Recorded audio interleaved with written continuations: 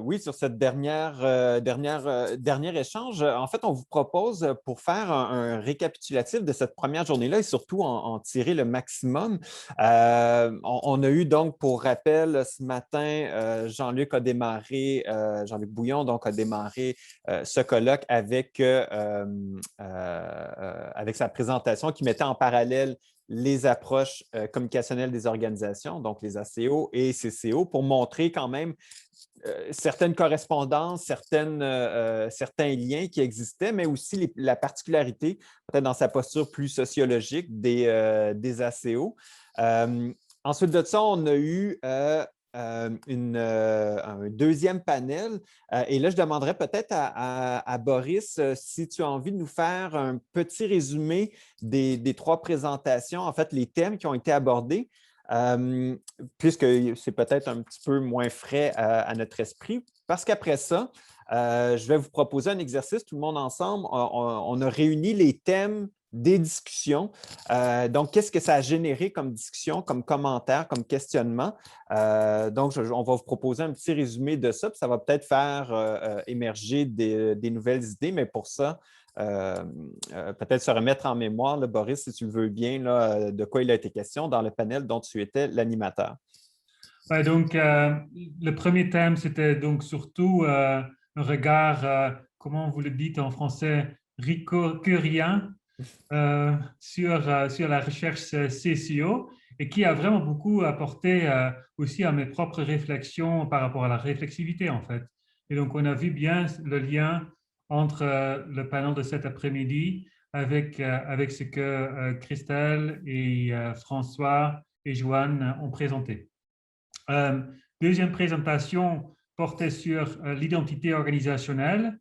Donc là, on a eu une très bonne discussion sur la façon dont on peut concevoir l'identité dans une perspective CCO, mais aussi on a parlé beaucoup de, par exemple, comment on peut concevoir le lien entre identité et image, et aussi surtout le branding qui est en ce moment-ci très important dans la littérature.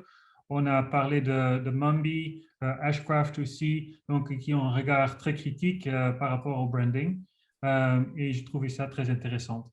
Et donc, la troisième présentation, c'était de Stéphane, qui a bien démontré les comparaisons, les convergences et les divergences d'une certaine façon entre le Science and Technology Studies et CCO. Ce que j'ai trouvé particulièrement intéressant et ça m'habite encore, c'est le hum, le hum, hein? Parce que je suis en train de suivre les travaux de Consuelo et aussi de Karen Ashcraft et des personnes comme ça sur l'affect et le rôle de l'affect dans la recherche CCO.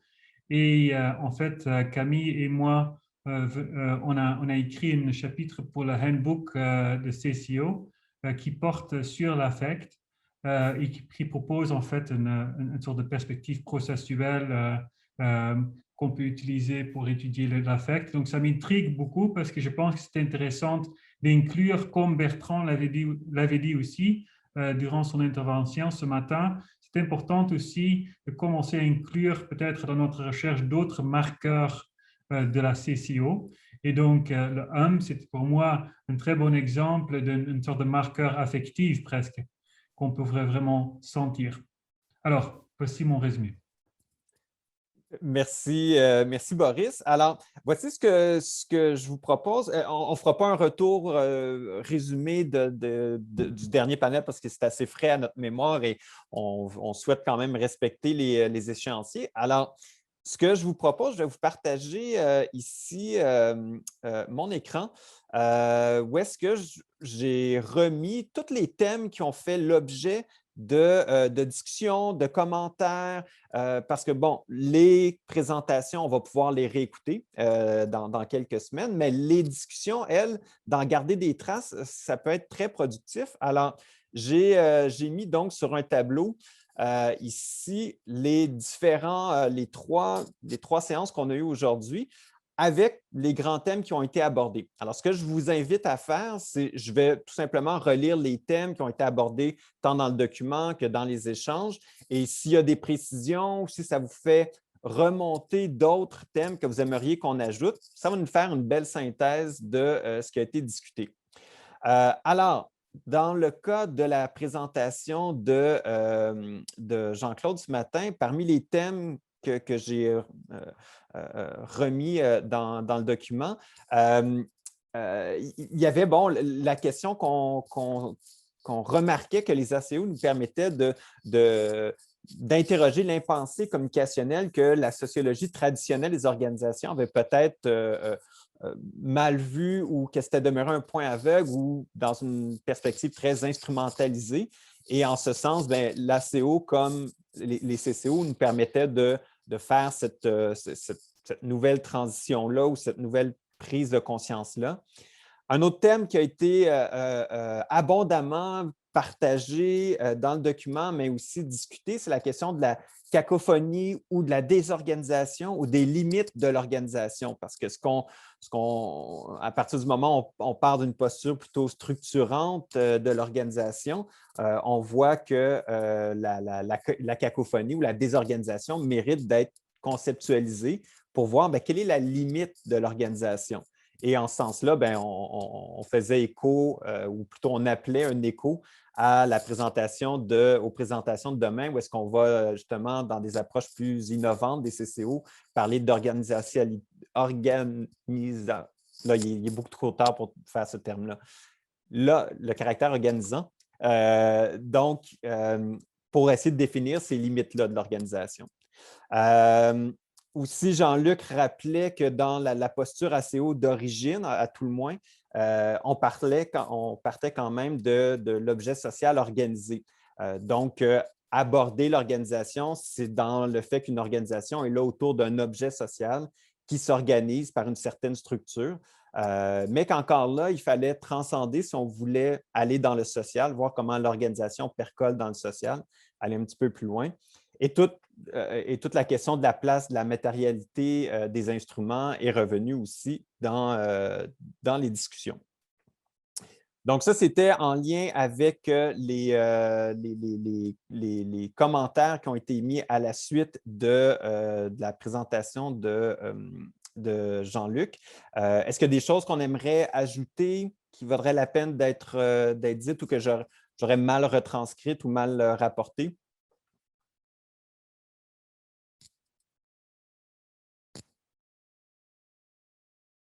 Ça va? Parfait. Ensuite, dans la deuxième séance, où est-ce que, la thématique, je vous le rappelle, c'était réflexion et révision, regard sur les fondements des approches CCO, dont Boris nous a fait un bon résumé. Dans les thèmes qui ont été abordés dans les discussions, le temps et les récits. Donc, le temps long, comment les récits s'inscrivent sur le temps long. C'était un commentaire là, dans le document. Le récit construit versus le récit vécu. Puis ça fait également écho à ce qu'on a discuté dans le dernier panel, donc l'affect, le vécu du chercheur qui vient un petit peu construire le récit et ses propres affects, son propre vécu vient constituer d'une certaine façon le récit en train de s'inscrire. Dans le cas de la présentation de Mathieu et Joël, dans les thèmes qui sont revenus, Boris en a déjà parlé, la reconceptualisation, la clarification conceptuelle autour de image, branding, identité, qui est à la fois des concepts clarifiés, mais on a eu quand même dans le fil de discussion quelques précisions ou quelques pistes, entre autres Lucille qui parlait de la traditionnelle triade entre image voulue, image perçue et image vécue. Alors, est-ce que ça nous permettrait justement, d'un point de vue CCO, de voir où s'arrête l'image et où commence l'identité? De la même façon, il y a eu un parallèle entre identité et individuation ou individualisation. Est-ce qu'à partir du moment où on est dans une démarche processuelle dynamique de s'affranchir ou se différencier, il y a la question d'identité qui finit par apparaître d'elle-même. Et donc, c'était le troisième point, identité et identification, la différence entre l'aspect figé et l'aspect processuel de l'identité qui a été abordé un petit peu dans le document. Vous m'arrêtez hein, s'il y a des choses que vous voulez nuancer ou revoir autrement. Et finalement, dans la présentation de Stéphane, dans les thèmes qui sont revenus, la question de l'assemblage sociotechnique, donc de montrer qu'encore là, ben, comme CCO, les CCO le démontrent souvent, les choses n'existent pas par elles-mêmes, elles sont souvent des assemblages, des attachements. Alors, c'est intéressant de voir que même quand il est question de machine, bien, cette question de machine ou de langage informatique ou de réseau, cet assemblage-là, il est nécessaire. De la même façon, stabilisation et sédimentation, je crois que c'était Consuelo qui mentionnait cet aspect-là. Comment, malgré le caractère dynamique et parfois éthéré de ces assemblages sociotechniques-là, il y avait des choses qui se stabilisaient, qui se cristallisaient quand même. Bon, Internet existe et il existe parce qu'il a une agentivité et il a un effet. Alors, même si c'est quelque chose d'un peu flou, éthéré, il y a quand même une sédimentation, une stabilisation suffisamment forte pour agir. Stéphane nous faisait part, puis ça a fait réagir, ça a suscité des discussions entre le structuring et l'organizing. Donc, CCO a tendance à nommer plus l'organizing, alors que du côté des STS, on parlait plus de structuring. C'est intéressant de voir le parallèle entre ces deux choses-là. Et finalement, il était question d'objets frontières techniques et d'intercompréhension. Et on l'a bien vu dans ce que Stéphane nous présentait, où est-ce que, dans le fond, la discussion autour de protocoles, autour de règles devenait des objets frontières techniques, mais on perdait un petit peu, on perd un petit peu d'une certaine façon l'humain là-dedans. Parce qu'à force d'être centré sur les objets techniques et leur utilité et les chartes, où est l'intercompréhension là-dedans ou comment on peut comprendre l'intercompréhension dans ces aspects-là? Juste là-dessus, Dani, je ne l'ai Oui, pas dit tout à l'heure, on en a parlé pas mal du hum là tout à l'heure, mais il y a des questions de ritualisation aussi qui, je trouverais intéressant de mettre. Alors, je ne sais pas nécessairement, pas forcément là, mais ça a été évoqué ou pointé par Lucille autour des standards à l'international au niveau du web. Il y a toute une ritualisation autour des processus de validation des standards dans l'organizing du web aujourd'hui qui me paraissent vraiment, vraiment intéressants à analyser. oui, parce que dans cette ritualisation-là, il y a une force, une certaine récursivité qui fait en sorte qu'on finit par faire exister ces différents objets frontières. Est-ce que je résume bien? Est-ce que c'est un peu Oui, ça? mais il y a Oui. aussi, je pense, tu vois, toute la culture open source qui à mon avis, est transportée. Enfin, je veux dire, qu'on a évoqué, il vient, à mon avis, il a voyagé, il vient pas de nulle part. Il a été créé. Enfin, voilà. Et donc, comment Mhm. on retrace le fil, enfin, voilà, de constitution de ces rituels, etc. Enfin, voilà. C'est ça que j'avais en tête. Parfait, merci. Et dans le dernier panel qui était les innovations méthodologiques, là, il y a eu beaucoup, je pense que ça a stimulé beaucoup de conversations. Mais que je résumerai, il y a plusieurs points là-dedans que je résumerai autour de l'aspect transformationnel de l'ethnographie ou de l'étho-ethnographie. Donc, à quel point, puisqu'on est dans une posture CCO, à quel point est-ce que notre communication en tant que chercheur vient constituer l'organisation dans laquelle on intervient. Alors, il y avait beaucoup de commentaires là-dessus autour de l'ethnographie engagée, le caractère constitutif du chercheur, la communication comme force transformatrice. Je pense que tout un pan. Et d'ailleurs, Consuelo faisait mention qu'au record, il y a un travail qui est en train d'être fait pour proposer là, dans le groupe de recherche sur le monde d'après COVID, ben justement, comment CCO peut être une approche transformatrice dans les organisations et avoir cette agentivité, cette prise de place, une prise de parole. Je rajouterai un carré là justement là-dessus sur le monde d'après. Et bon, je vais vendre ma sauce. C'est peut-être le mot utopie. Tu vois, un petit carré qui serait rôle des utopies dans le monde d'après ou enfin, tu vois. Oui, sûrement que c'est quelque chose qui va revenir demain à la suite de ta discussion, mais mettons-le là, on verra comment ça Et fera monde écho, ça d'après, fera du monde d'après, oui. c'est bien aussi. Je trouve que c'est quelque chose qui va. Voilà. Merci. Okay. Voilà. Ensuite, ça me semble quand même faire le tour là, parce que je vois le temps qui file. Est-ce qu'il y a des choses qu'on aimerait ajouter ou, et là, ça serait peut-être le dernier aspect, est-ce qu'il y a des thèmes qui nous semblent particulièrement inspirants qu'on voudrait continuer d'explorer? On a retenu quand même les CCO lovers et les CCO friendly. Alors, c'est un thème qui nous apparaît inspirant.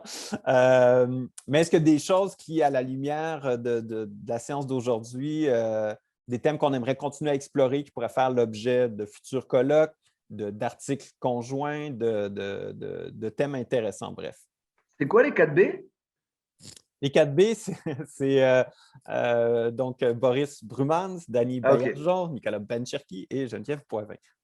All right. Donc, est-ce qu'on aimerait donner quelques thèmes ou des choses qu'on aimerait garder? On peut laisser ça ouvert et y revenir demain aussi. Mais s'il y a des idées qui veulent que vous sentez qui pourraient être intéressantes, on pourrait le garder. Ouais. Si je peux, Danny, oui. j'ai levé ma main. Moi, un truc qui m'a beaucoup frappé, je viens de l'écrire dans le document, c'est à quel point quand même il y a sans nommer ce concept-là, je pense que beaucoup de gens ont touché à quelque chose qui ressemblerait à de l'éthique en quelque sorte. Donc, surtout dans le panel métaux, personne n'a utilisé ce mot-là, je pense, ou presque pas en tout cas. Mais on sentait beaucoup que ces questions de réflexivité, elles venaient quand il y avait des enjeux éthiques qui se posaient. Je pense aussi dans la démarche d'intervention de Consuelo, Fred et Geoffrey, excusez-moi pour l'ordre, pose aussi cette question-là de dans quelle mesure c'est éthique d'attacher les gens à des principes si eux-mêmes ne sont pas intéressés à y être attachés ou ne sont plus intéressés à y être attachés. Je pense que la présentation de Stéphane aussi, moi, je l'ai beaucoup perçu aussi comme une espèce d'enjeu éthique, c'est-à-dire si on se pose la question de qui gouverne Internet, c'est potentiellement qui gouverne nos relations, nos modes d'entrée en relation aussi jusqu'à un certain point. Donc, je pense que ça, c'est peut-être quelque chose aussi que CCO, on s'est moins posé, on a moins, enfin, on va y revenir demain avec toute la notion de critique, mais on est moins fort pour être explicite expliciter les enjeux éthiques de nos interventions et nos questionnements. Donc, voilà. Super. Ben, alors, j'ai noté CCO éthique ou une éthique des CCO. Ça serait deux points d'entrée qu'on pourrait prendre. J'ai noté aussi les 4 propositions que François a mis dans la discussion. Donc, l'organisation et les transformations du travail, l'organisation, là, j'ai écrit 2 fois, pardon. Ensuite, c'est les questions et les enjeux de santé publique que je vais écrire à l'instant. Ça, c'est les thématiques du colloque Orgenco, pour info. Ah, d'accord. Alors, oui. Ah, d'accord. Ben, c'est des excellentes thématiques. Non, mais c'est bon, mais il y a un beau lien, je trouve, en tout cas, voilà, par rapport à ce que Bertrand a mis en évidence. Hein, mais, il y a un truc aussi, moi, qui me semble, enfin, qui m'interroge, c'est surtout pour école, CCO n'est pas que l'école de Montréal, mais il y a beaucoup d'écoles de Montréal. On n'a pas beaucoup parlé de conversation aujourd'hui. Et alors que l'analyse de conversation est quand même assez centrale dans l'école de Montréal. Et je me demande, peut-être que c'est tellement bien incorporé qu'on n'a plus besoin d'en parler, ou est-ce que ce n'est pas quelque chose qui est en train de se diluer, ou qu'est-ce qui reste de ça, quoi. Je sais, peut-être que c'est complètement à côté de la plaque, ce que je dis, mais… Effectivement, c'est comme s'il y avait quelque chose, puis peut-être que d'autres pourront réagir là-dessus, mais Je pense on le sous-entend souvent. Et d'ailleurs, tout dans le panel sur l'auto-ethnographie, il était beaucoup question de ça, à quel point j'interviens, à quel point la conversation dans laquelle j'interviens devient elle-même génératrice ou constitutive. Ouais. C'est ça, Alors, c'est pris pour eux, on l'a tous incorporé, on le cite tous, mais est-ce qu'on le re-questionne notamment, est-ce qu'on est porteur d'une éthique de la conversation? Tu vois, c'est ça que. Tu vois ce que je veux dire? C'est très flou, hein, mais.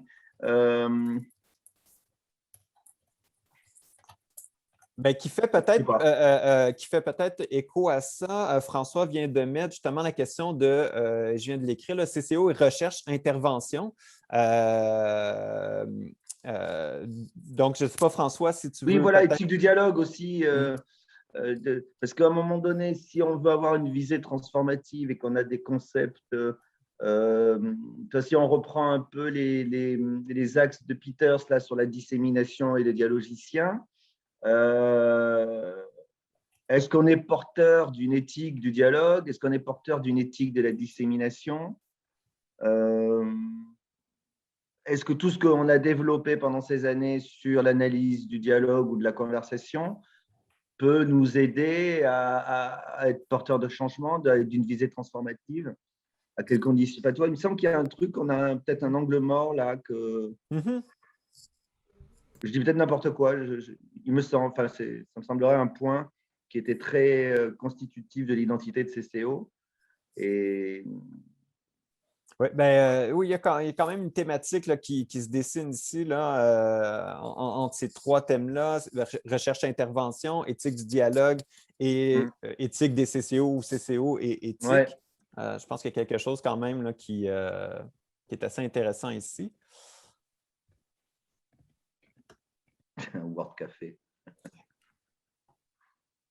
Il y a une question de Frédéric ou une intervention, là, je pense. Oui, Nicolas, je vais te laisser gérer les mains levées parce que moi, je ne les vois pas à cause que je suis sur le micro en même temps. OK, parfait. Donc, il y avait, moi, dans l'ordre où je les ai, c'est Stéphane Couture, Fred Routier et ensuite François Coran. Donc, Stéphane, vas-y. Est-ce que vous m'entendez, là, cette Oui, fois-ci? pas très fort, mais on t'entend. Crie un peu. Pour vrai, vous m'entendez pas fort? Là, vous m'entendez plus? Oui, beaucoup mieux. Oui. OK, je suis désolé pour ça, c'est bizarre. Bon, juste un petit point, en fait, pour Danny. J'avais mentionné infrastructuring, puis pas structuring. Donc, juste peut-être corriger ça, ça pourrait être bien. Moi, j'avoue que la question de l'intervention, ça m'interpelle. Comme j'ai dit, je suis un peu à l'extérieur, mais j'ai l'impression qu'on partage un peu les mêmes préoccupations. Je sais, moi, je suis par ailleurs impliqué dans des mouvements sociaux et tout ça, puis j'ai beaucoup de difficultés je suis capable de faire un ou l'autre, mais les deux en même temps, je trouve ça très, très difficile. Entre autres parce que quand on a un niveau d'analyse assez poussé, là, on a tendance à voir tous les petits points, les petites nuances, puis tout ça. Puis des fois, c'est peut-être pas approprié pour l'action d'intervention. C'est ça, puis je trouve ça intéressant, là, les trucs, comment tu avais appelé ça? Espace liminal, Consuelo. Mais la question de l'éthique puis de l'intervention, il y a de l'éthique individuelle, mais il y a de l'éthique à plusieurs niveaux. Là. À STS, il y avait des réflexions là-dessus, mais en tant qu'approche, en fait, on peut intervenir. Vous pouvez intervenir aussi là, en tant que collectif, en fait, et pas seulement en tant qu'individu. Ce n'est pas seulement un chercheur unique, mais ça peut être aussi comment changer des processus gouvernementaux ou simplement, il y a un aspect aussi critique à déplier l'organisation comme ça, si on veut. Là. Donc, c'est quoi, ça renvoie à quoi un peu ce type d'intervention-là, que c'est lié avec la réflexivité aussi. Bon, en tout cas, c'est vous qui connaissez. Moi, je ne connais pas tant que ça, mais je fais juste apporter quelques idées. Je trouve que ça va un peu ensemble, tout ça, réflexivité, éthique, recherche-action, intervention. Il y a tout un tout dans tout ça. Oui, je retiens une des choses qui a été nommée puis que je revois là, dans mes notes, puis tu l'as mentionné, Stéphane, à partir du moment où on déplie l'organisation, donc qu'on montre l'organisation dans ses replis, dans ses attachements, on vient aussi mettre en plein visage des membres organisationnels qu'est-ce qu'ils ne voient pas. Alors, déjà, on est dans une posture qui nous oblige à une certaine éthique. Qu'est-ce qu'on montre, qu'est-ce qu'on ne montre pas? Camille le mentionnait d'ailleurs, ben, est-ce que moi-même, je montre le caractère non éthique d'enregistrer des gens à leur insu en le faisant moi-même? Alors, je retiens ça, puis je vais l'ajouter. Il y a quand même quelque chose d'intéressant là.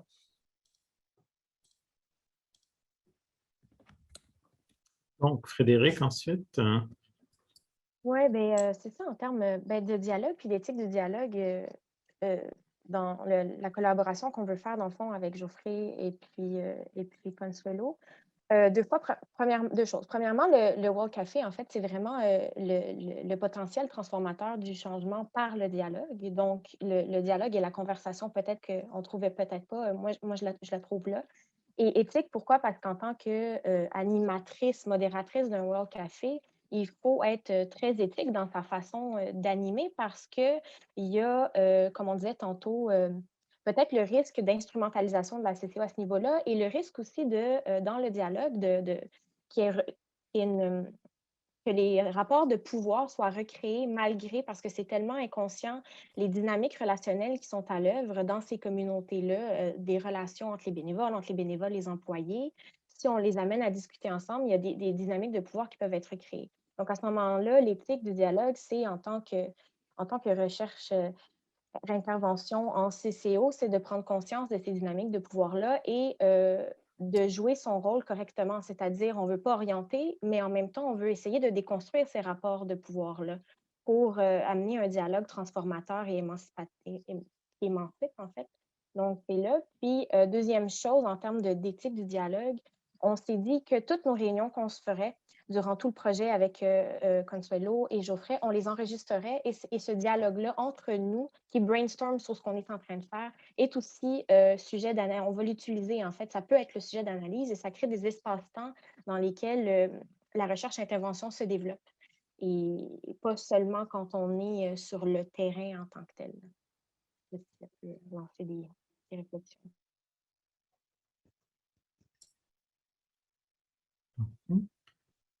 Bon, est-ce qu'il y a des réactions? Je peux poser une question à Frédéric?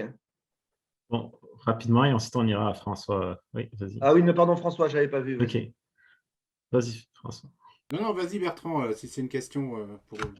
Oui, je ne connaissais pas ce projet, c'est passionnant. L'idée, c'est, est-ce que c'est juste, donc c'est changer le monde par la conversation, et est-ce que c'est juste dire, on fait attention dans nos façons de parler, de ne pas recréer des jeux de pouvoir, sous-entendu, ces jeux de pouvoir nuisent à l'arrivée d'un monde nouveau plus juste, ou bien on essaye de voir justement dans quelle mesure la parole peut être la plus efficace possible pour porter les changements qu'on veut faire advenir. Auquel cas, exercer son pouvoir, si c'est pour le bien, c'est peut-être... Je comprends bien ce que tu essaies de dire, Bertrand, c'est est-ce que l'éthique, elle est dans la manière même dont on parle ou est-ce que la parole doit être efficace pour porter un projet éthique? Voilà, c'est ça. Et est-ce qu'on peut déconnecter les deux ou est-ce que l'un inclut l'autre? Moi, je pense que ça va ensemble. Je pense pas vraiment que... Je pense que c'est deux revers d'une même médaille. Là. Quand tu fais de l'intervention ou de la recherche de façon éthique puis que tu as une réflexivité, c'est des choses auxquelles tu dois toujours faire attention. C'est-à-dire que, ne serait-ce que par mon statut, ma parole, les gens vont accorder une parole, une valeur à ce que je vais dire, mais c'est de prendre conscience de ça et d'essayer de le déconstruire, mais en même temps, je veux quand même que mon message passe. Tu sais, c'est les paradoxes, c'est vraiment les paradoxes de la pratique, là. Donc, il n'y a pas vraiment de réponse, mais... On retombe un peu sur ce que disait Frédéric quand il a fait sa remarque là, sur la maman qui part avec son petit garçon. Et tu vois, pour aller... Donc, lui, son éthique, ça a été de ne pas réagir à ce moment-là. mais on aurait pu imaginer qu'il utilise son poids pour influencer la décision de cette maman. Et est-ce que ça aurait été éthique aussi? Enfin, tu vois, Bon, je propose quand même qu'on passe à François puis qu'on Ouais. résolve ces enjeux éthiques importants à un autre moment, sans les minimiser. Mais François, vas-y. Oui, bah, parce que ça, disons, pour des thèmes inspirants, même si on ne l'a pas mentionné explicitement, ça a été évoqué implicitement, presque en fait explicitement par Bertrand, c'est la tension qui existe entre deux formes de communication en quelque sorte que John Durham Peters évoque très bien dans son livre, qui est la tension entre dialogue et propagation ou diffusion ou transmission. Et c'est vrai que historiquement en CCO, on a toujours été très méfiant de la transmission, hein, de la vision de communication comme transmission. Enfin, il y a même un article assez récent de Sean Bourne qui fait une sorte de plaidoyer contre la transmission. Il y a le fameux aussi article de 84, je crois, de Huxley contre le paradigme de la transmission. Mais en même temps, je me dis, ce que montre très bien justement John Durham Peters, c'est que les deux formes de communication, d'abord, ne sont pas antinomiques, mais aussi elles ont chacun peut-être leur faiblesse, c'est-à-dire le dialogue, ça peut être aussi la tyrannie de la réciprocité, et la transmission qui est souvent critiquée, ça peut être quand même aussi cette idée de transmettre sans attendre rien des autres, et puis en se disant, bah, ils feront sens eux-mêmes de ce que je suis en train de dire, tu vois.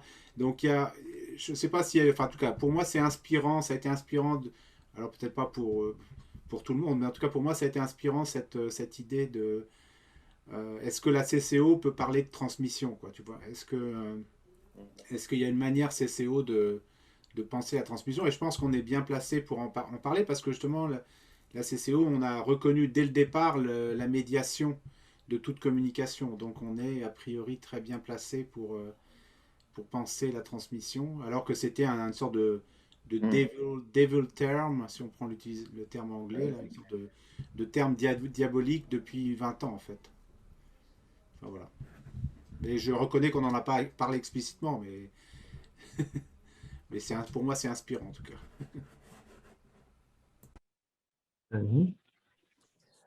Oui, peut-être pour poursuivre, parce que ça semble être un thème assez riche, je sais que, ou peut-être qu'il y aurait une façon d'aborder cette question de éthique du dialogue, aspect transformatif à travers le thème de l'engagement, qui est extrêmement fort dans les management studies, donc comment on garde les gens engagés. Mais il y a quelques auteurs qui ont commencé à travailler dans une perspective plus communicationnelle, cette question de l'engagement, comment on favorise l'engagement. Et je pense que c'est Aignon qui parle de l'engagement comme la possibilité de faire arriver le monde qu'on souhaite. Et je trouve que c'est une autre belle façon de parler de constitution. Donc, il me semble que c'est ça qu'il dit, faire arriver le monde dans lequel je m'engage. C'est ça, exactement. Donc, l'idée selon laquelle, ben, si je suis dans quelque chose, je peux faire arriver le monde, mais ce qui va nous engager donc ensemble, c'est de passer de cette adaptation à cette appropriation. Donc, je suis dans quelque chose et là, tout à coup, je ne fais plus juste être un spectateur, je suis inclus et je m'approprie ce qui est en train de se produire. Et donc, il y a peut-être dans cette notion d'engagement que les CCO, on pourrait peut-être aborder plus frontalement et peut-être plus conceptuellement, de sorte à nous faire à nommer, ben voilà, si on veut parler d'une éthique du dialogue, ben c'est un dialogue productif dans lequel il y aura engagement et donc qu'on pourra faire advenir le monde qu'on souhaite, mais dans lequel on est aussi. Donc, je pense qu'il y aurait peut-être quelque chose d'intéressant à travers le terme d'engagement qui pourrait être abordé.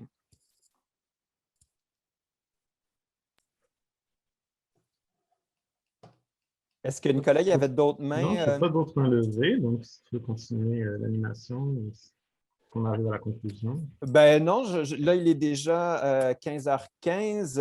On devait normalement arrêter autour de 15 heures. Et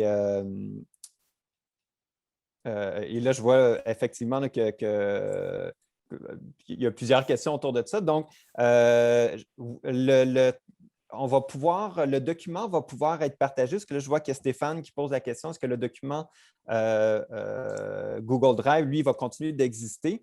Le tableau ici là, que je suis en train de partager, ça aussi, je peux vous le partager même d'ores et déjà. Je vais le mettre dans le chat.